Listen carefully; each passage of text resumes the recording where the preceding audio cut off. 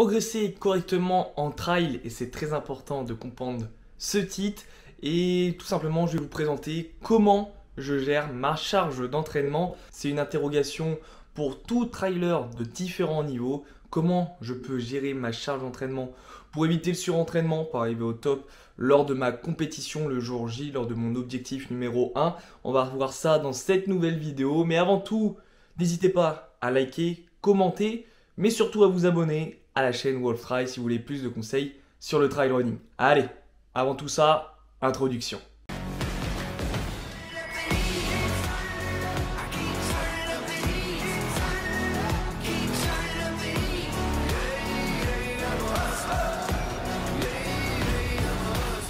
Salut la meute, c'est Axel de Wolf Trail, j'espère que vous avez la forme comme d'habitude. Et dans cette nouvelle vidéo, on va parler charge d'entraînement. Et forcément, la charge d'entraînement, lorsqu'on va réussir à la maîtriser, à la contrôler surtout, on va pouvoir progresser de manière plus efficace et plus correcte. Parce que oui, il y a certaines choses, certains domaines, certaines qualités qui peuvent être bossées et avoir une progression assez rapide. Mais dans toute sa globalité, de manière générale, le trail demande du temps pour pouvoir progresser et atteindre un très bon niveau. Alors je vous dis ça en connaissance de cause, car je suis très loin aujourd'hui de réussir mes objectifs principaux qui sont de réussir des ultra trails de plus de 150 km. Pour l'instant, juste pour vous montrer un exemple, je suis rendu à la barre des 35-40 km. Et je ne vais pas aller en 6 mois atteindre la barre des 100-120 km déjà. Donc encore plus loin de la barre des 150, 170, etc. Mais bon, dans cette vidéo, on va voir justement comment moi, personnellement, je gère ma charge d'entraînement, quelle méthode j'utilise. Je vais vous montrer aussi d'autres méthodes pour gérer votre charge, enfin notamment une que vous pourrez utiliser, puisque là c'est selon vos envies. Vous allez bien comprendre que dans cette vidéo, c'est par rapport à votre ressenti, vos sensations, votre expérience, votre connaissance de soi, d'accord? Et il y aura aussi une partie où je vous présenterai ce qui peut être mieux fait, ce que je commence tout simplement moi de mon côté à mettre en place. Allez, sans plus attendre, c'est parti. Je ne sais pas si tout le monde se rappelle de mon petit carnet de trail. J'avais fait une vidéo, je vous l'affiche là-haut là. Tout simplement, mon petit carnet. Là, vous avez la première page qui est la présentation de mon fiche séance type. Voilà, je me rapproche tout doucement. Voilà, je sais pas si vous allez voir correctement aussi, je pense qu'on est pas mal là quand même. Et donc, à chaque fois, je fais un bilan de mes séances, de ma séance, pour savoir un petit peu comment ça s'est bien passé. Tout simplement, ce que je mets dans ce carnet, je vais avoir, tiens, je vais vous mettre là, c'est pas plus mal. Je vais avoir, déjà on va faire une petite rotation de la caméra. Alors, comme vous pouvez le voir, il y a le jour par rapport à la préparation de mon objectif numéro 1. Donc combien de jours il me reste avant cet objectif. Non, pas du tout. C'est le nombre de jours que j'ai passé à me préparer. Donc par exemple, derrière il y aura le jour 1, puis après il y aura le jour 70, et puis etc. La date, tout simplement. Les kilos que j'ai le matin, car il faut savoir que je me pèse, enfin pas tous les jours, mais on va dire 2-3 fois par semaine. Je me pèse toujours aux alentours des 7 h du matin. Et là, il y a mon cycle de travail dans lequel je suis, le temps de la séance, le type de séance, les conditions météo, la température, s'il pleuvait, le terrain comme il était, est-ce que c'était boueux, est-ce que ça glissait aujourd'hui, etc. La forme avant ma séance sur 10, donc là, on va voir ça tout de suite après. Ma forme après la séance, ce que j'ai mangé aujourd'hui, bref, il y a plein de marqueurs différents que je mets petit à petit en place. Et comme vous pouvez le voir juste ici, nous avons l'échelle de Borg. Tout simplement, c'est évaluer l'intensité de l'effort, donc avec des petites évaluations, on va dire générales, par rapport à notre ressenti. Donc je vais avoir le niveau 1 qui est pas de souci, la respiration ne me gêne pas du tout, j'ai aucune douleur physique, etc. On va arriver au RP5 par exemple, au RPE5 qui est le contrôle respiratoire. Donc je maîtrise un peu plus ma respiration. Je sens que voilà, je suis moins en facilité, mais ça va toujours. Et par exemple jusqu'au 9 qui va être difficulté à poser la respiration. Peut-être commencer à avoir des douleurs un peu plus dans les jambes musculaires.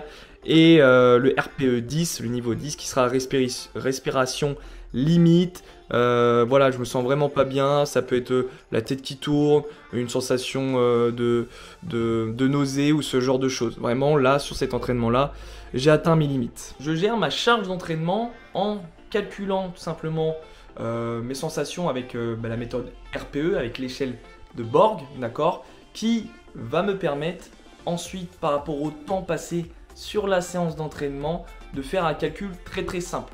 Imaginons, je fais une sortie en endurance fondamentale qui est la majorité de mes séances. J'ai couru 1 heure, donc ça va se transformer en minutes, donc 60. Et l'intensité, je vais la juger par exemple à 3.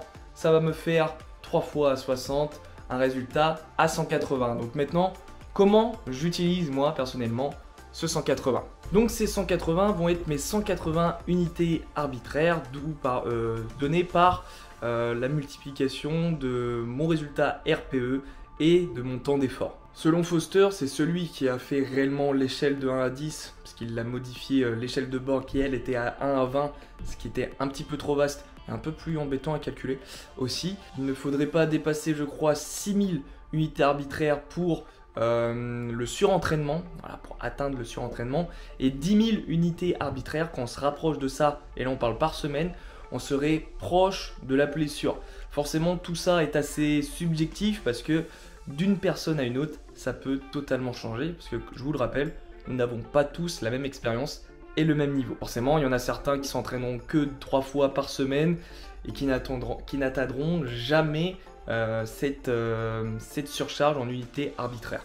Et du coup, à partir de ce ressenti, de toutes ces informations que j'ai notées dans mon carnet, je vais pouvoir personnellement varier ma charge d'entraînement en faisant attention à pas être trop dans le rouge, parce que comme vous avez pu voir sur mon tableau RPE, il y a différentes couleurs. Je vais avoir du vert tout en bas et du rouge tout en haut, enfin des couleurs on va dire plus froides en bas et des couleurs plus chaudes, là c'est sûr, tout en haut. Et je vais éviter d'avoir plus de 10 jours, plus de 15 jours dans des valeurs beaucoup trop chaudes, d'accord? Donc c'est-à-dire du orange, du rouge, puisque ça veut dire que là j'atteins des unités arbitraires normalement de plus en plus grosses et je peux avoir un risque de surentraînement, mais en tout cas surtout un risque de surcharge, parce que comme je vous l'ai expliqué dans aussi pas mal de vidéos, je vous affiche l'une des vidéos qui vous le résumera le mieux. Ça va être vous allez partir, on va dire, sur une courbe, vous allez être un peu plus bas, l'entraînement va vous faire monter, d'accord? Et l'objectif, c'est qu'à un moment donné, au meilleur moment possible, et ça on le gagne avec l'expérience. Moi en ce moment, je pense que j'ai encore pas mal de choses à voir, mais je pense à chaque fois arrêter quand même à l'un des meilleurs moments pour me reposer, parce qu'il y a un moment donné avec trop d'entraînement on va baisser, et le problème d'en faire trop, on va baisser trop bas et on va limite perdre, et c'est là où on peut avoir justement du surentraînement ou une blessure. L'objectif c'est d'arrêter au bon moment, laisser reposer pour le pic qu'on avait, enfin la base qu'on avait là, qu'on arrive juste ici à repartir en fait d'un peu plus haut. Donc là j'ai eu ma vraie progression et repartir, du coup ma courbe va monter encore une fois un peu plus haut, redescendre. L'objectif c'est de repartir encore d'un peu plus haut et ainsi de suite. C'est là où se fait la progression grâce tout simplement à cette semaine de récupération, donc une semaine un peu allégée au niveau des entraînements ou 2-3 jours de repos complet, et tout ça, ça dépend du cycle de travail que vous avez fait juste avant. Maintenant, en autre méthode que celle de Foster, on va dire sur la méthode RPE fois mon temps d'effort, donc c'est-à-dire sur la méthode ressentie, clairement un peu plus naturelle, on va avoir la méthode qui a été faite par Bannister sur plus prendre en compte notre fréquence cardiaque. La méthode peut paraître un peu plus compliquée, elle est aussi appelée TRIMP. Donc c'est Bannister qui développe en premier cette méthode TRIMP en 1975, et elle prend en compte sur cette première version l'intensité de l'exercice calculée à partir de la méthode de réserve de la fréquence cardiaque et la durée de l'exercice. L'AFC d'une session d'entraînement est pondéré en fonction d'une relation entre la fréquence cardiaque et le lactate sanguin observé lors des tests incrémentiels, puis multiplié par la durée de l'entraînement. On va pas durer longtemps sur cette méthode, mais si vous voulez avoir plus de recherche, enfin vouloir un petit peu peut-être essayer d'autres méthodes, parce que la méthode que je vous ai montrée, que moi je mets en place, ne vous plaît peut-être pas ou ne fonctionne pas pour vous, c'est quelque chose que vous pouvez aller voir parce que cette méthode a eu beaucoup d'évolutions. Par exemple, Edwards Trimps en 1993 a mis de nouvelles méthodes en utilisant en fait des coefficients par zone cardiaque. Les zones cardiaques, on les a vues aussi dans une vidéo très récemment, sauf que cette méthode n'a pas un franc succès.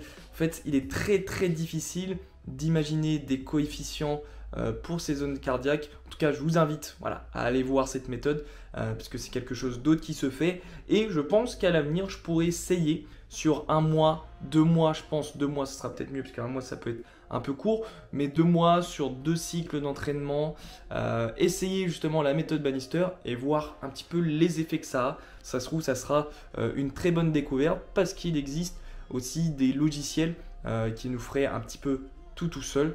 Donc, à voir, à observer, et je vous affiche en fait un site sur lequel je pense il est intéressant d'aller pour découvrir cette méthode. Mais puisque je n'ai pas assez d'expertise et pour vous, je pourrais l'essayer, je ne vais pas m'étaler sur le sujet. Maintenant, sur cette troisième partie, on va voir comment je pourrais améliorer ma première méthode par rapport à mon ressenti d'entraînement, quelque chose d'assez personnel.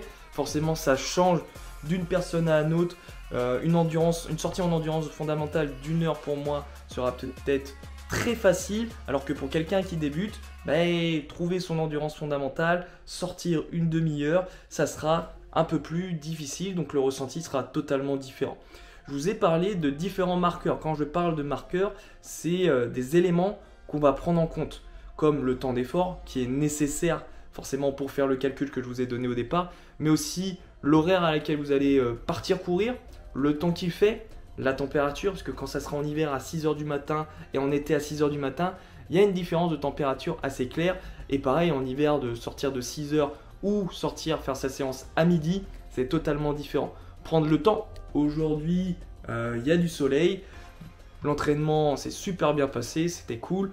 Demain, il pleut comme pas possible, c'est très dur, le terrain glisse, au niveau mental, c'est d'autres demandes. Donc forcément, ça se trouve, je vais faire une sortie en endurance fondamentale au soleil, je vais mettre 2, et tout d'un coup, le lendemain, je vais faire exactement la même séance, à la même heure, à la même température, même si je pense qu'avec la pluie ça change. Je vais avoir un ressenti, ça se trouve, à 4, à 5, et ça sera bien de voir noter justement dans mon carnet que il a plu, mettre le pourcentage de précipitation pour être précis, mais en tout cas l'intensité de la pluie, le type de terrain, là cette fois-ci c'était bien plus boueux qu'à l'habitude, et comme vous avez pu le voir dans mon carnet, sur mes pages de séance, que je vais vous montrer d'ailleurs, puisque j'ai rien inventé. Par exemple là on a des séances de février, voilà, où on voit 15h45, il faisait 2 degrés en février apparemment, assez froid, c'était assez sympathique. Et vous voyez, j'ai ma petite note, voilà, 6 répétitions, très difficile de maintenir à 90-95% de ma fréquence cardiaque maximale, voire monte, douleur à l'adducteur, terrain boueux, glissant, ça tombe super bien, j'ai plutôt de la chance. Fatigue musculaire, respiration compliquée, là on voit le 11-02, fatigue de la journée pesante sur la séance, douleur, coup de gauche au début, des pompes, ah oui là je suis sur du renforcement musculaire, là j'étais sur de la résistance dure. Voilà, donc c'est très important de rajouter, plus il y aura de marqueurs, plus on sera précis, plus quand on regardera un petit peu le bilan de nos séances pour prendre du recul, pour savoir si on a bien travaillé, comment on s'est ressenti cette semaine, et quand on fera le bilan de la semaine par rapport aux couleurs, justement, qui sont pour moi importants et beaucoup plus visuels, après ça c'est mon point de vue, eh bien je pourrais en savoir un peu plus et savoir pourquoi, le pourquoi du comment. Mais on va aussi pouvoir calculer d'autres choses, comme la monotonie, qui est un élément très important. La monotonie, bon, pour pas vous faire une définition, mais c'est tout simplement par rapport à l'entraînement, un petit peu la routine que vous allez mettre en place et ce qui va peut-être créer l'ennui. Imaginez que je fais une semaine d'endurance fondamentale avec une sortie longue où je vais avoir à chaque fois le même niveau RPE, le même temps de travail, et tout simplement ça peut créer de la monotonie. Et comment on calcule tout simplement ce nouveau marqueur? Ça va être tout simplement de diviser ma charge hebdomadaire moyenne avec l'écart type de la charge de la semaine. Alors il faut savoir qu'un écart type de plus de 2 selon les études, c'est pas moi qui l'invente, serait la venue de la fatigue, et au-delà de 2,5, là on approcherait d'une blessure. Encore un indicateur pour savoir si on arrive sur du surentraînement et une prochaine blessure. Un autre indicateur, on va, pourquoi pas, prendre en compte la contrainte. Cet indicateur va nous permettre tout simplement de déceler si on pratique des entraînements inadaptés. Il peut signifier une fatigue et un surentraînement au-delà de 6000 unités arbitraires par semaine, ou la survenue de blessures au-delà des fameuses 10 000 unités arbitraires par semaine, comme je vous l'ai dit, par rapport à la méthode de Foster. Le calcul est assez simple, ça sera charge multipliée par la monotonie. Et en dernier indicateur, ça va être l'indicateur fitness que je vais petit à petit mettre en place. J'ai commencé à mettre la monotonie et la contrainte, voilà, dans mes nouvelles pages simplement de mon carnet de trail, et je vais commencer à mettre l'indicateur fitness qui est tout simplement le niveau tout simplement qu'on a nous trailers ou traileuses, le niveau de forme. Et lui aussi il se calcule de manière assez simple, ça va être la charge moins la contrainte. Et je vais vous montrer tout simplement des graphiques qui peuvent être ultra intéressantes pour comprendre un peu plus en images ce que je vous dis, et on peut comprendre tout simplement par ces graphiques que si on a une semaine d'entraînement dont la monotonie est justement égale à 2,5, on va retrouver peut-être une charge inférieure au résultat de la contrainte, et un résultat sur mon indicateur fitness ou mon indicateur forme, on peut l'appeler aussi comme ça, à un résultat négatif. Par exemple, si on prend en compte une semaine d'entraînement dont la monotonie est égale à 0,89, on va peut-être retrouver une charge justement supérieure à la contrainte. Donc là, on sera beaucoup plus intéressant. Et là, forcément, puisque l'indicateur de forme et la charge moins la contrainte, on va retrouver assez facilement un résultat positif pour cet indicateur fitness. Mais moi, les meilleurs conseils que je peux vous donner par rapport à cette vidéo, c'est surtout d'utiliser forcément la méthode de départ avec votre ressenti RPE plus le temps d'entraînement. Clairement, je pense que c'est le plus intéressant aujourd'hui pour débuter en tout cas et pas trop en faire. Pourquoi pas rajouter des petits indicateurs plus naturels. Pas de calcul, là on parle de la température qui fait dehors, le temps, le type de terrain que vous allez attaquer, et aussi faire tout simplement, et vous l'avez dû le voir quand j'ai montré les vidéos de mon carnet, faire la sensation RPE avant séance, la sensation RPE du coup après la séance, qui sera très très intéressant. Pourquoi? Parce que vous allez parfois là aussi avoir des sorties en endurance fondamentale, je reprends l'exemple le plus classique, où vous allez avoir des variations au niveau du RPE, alors que c'est exactement la même séance, avec le même temps, la même température, etc. Sauf que vous allez avoir un travail qui va être peut-être plus difficile sur la journée du lundi ou du mardi, et plus facile sur la journée du jeudi, vendredi. Donc utiliser ce ressenti avant la séance est toujours aussi intéressant et tout simplement très intéressant à faire.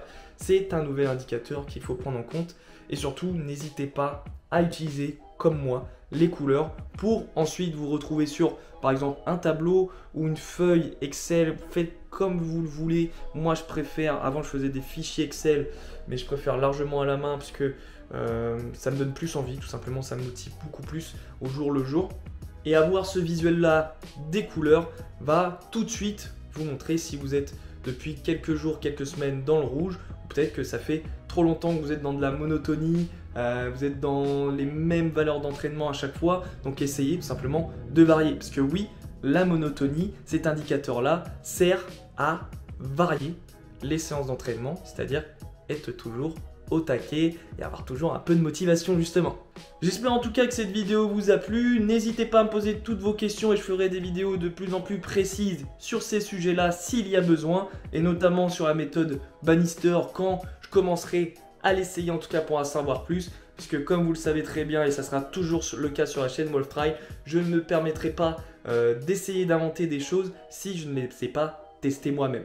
En tout cas, moi je vous laisse là, je vous souhaite une très très bonne semaine, très belle journée en tout cas. Et on se retrouve très très vite sur la chaîne World Try. Devenez votre version alpha et n'hésitez pas à vous abonner. Allez, ciao!